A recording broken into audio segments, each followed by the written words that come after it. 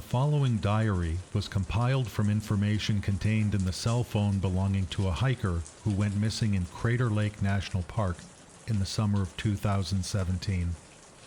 The information includes photographs, videos, and audio recordings. The phone was found in the summer of 2021. Nothing else belonging to the hiker has ever been recovered. He is presumed dead. The hiker's parents allowed me access to the phone on the condition their son's identity was never revealed. The fourth day, morning. I am writing this diary in the event of my demise. Should I fail to make it out of Crater Lake National Park alive, I want my family to know what became of me. I also want the world to know my disappearance and subsequent death was not the result of minor errors, confusion, bad luck, or any other simple explanation, but something, dare I say, strange, unexplainable, and perhaps nefarious or malevolent. On Saturday, July 15, 2017, I became lost in the park. I began the day taking the Pacific Crest Trail to the Pumice Flat Trail. The weather was overcast with periodic light rain showers. I was wearing a white t-shirt, beige cargo shorts with brown leather belt, size 10 Timbermax hiking shoes, a gray Woods End snapback ball cap, and white sports socks. I was also carrying a black Timbermax day hike light backpack. My backpack contained the following items: a blue Timbermax light rain jacket, 6 NutriClear energy bars, 2 30-ounce water bottles, a park map, compass, small first aid kit, multi-purpose tool, bear spray, sunglasses, sunscreen, a box of matches, headlamp, and solar-powered phone charger. I carried my cell phone in my pocket.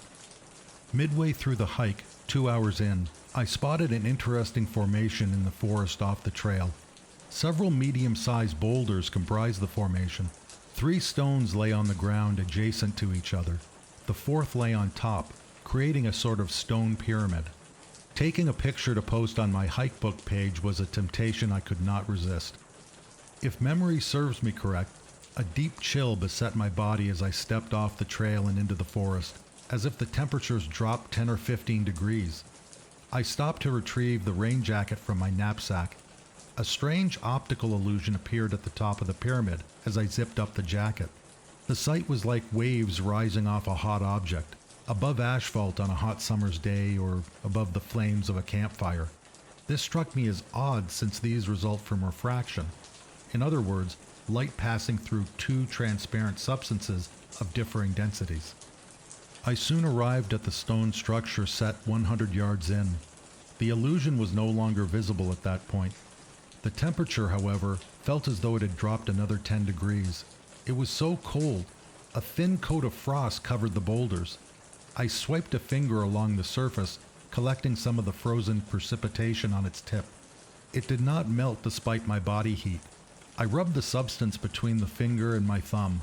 It felt grainy, yet slick. I wiped it off on my shorts. The structure's center was visible through unsealed space between the boulders. I placed my palms on the face and peered in with an eye.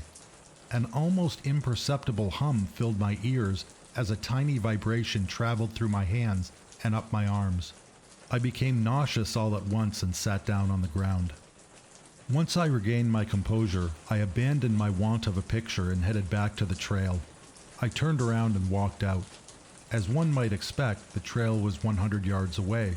However, it appeared further away the more steps I took towards it, until it vanished from sight. I walked for another 5 minutes until I was sure I had traveled 300 or more yards. Since I did not reach the trail, I concluded I was walking in the wrong direction, and that perhaps it resulted from nausea-induced disorientation. I turned around and headed back towards the boulder formation. This must sound unbelievable, but I walked for 15 minutes without coming across the structure, or the trail for that matter. I stopped and turned to get a full 360-degree view of my surroundings.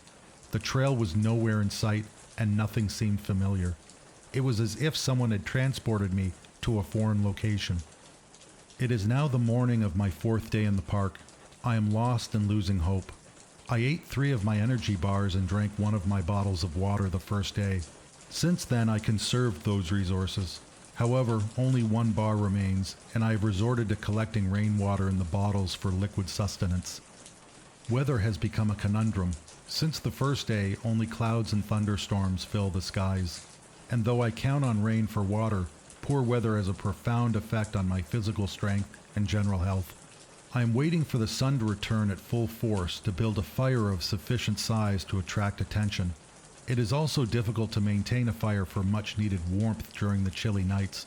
They are not as cold as near the Boulder Pyramid was, mind you, but still too cool for my liking. I woke in the middle of last night, shaking, my fire doused by a gentle rain. I resorted to huddling up with my knapsack to maintain a sufficient core temperature. On a positive note, although the insects are intolerable at times, I have not run into any predators. I hope the good luck continues, as I suspect the bear spray's effectiveness, and I doubt I could inflict significant damage on a large animal with the multi-purpose tool's knife. I will continue to find my way back to civilization today. However, I will need to look for another food source, edible berries, mushrooms, or leafy greens, as I am now beginning to feel weak from hunger. I am no expert on foraging, however, and I fear I might end up poisoning myself. I will continue this diary tomorrow morning.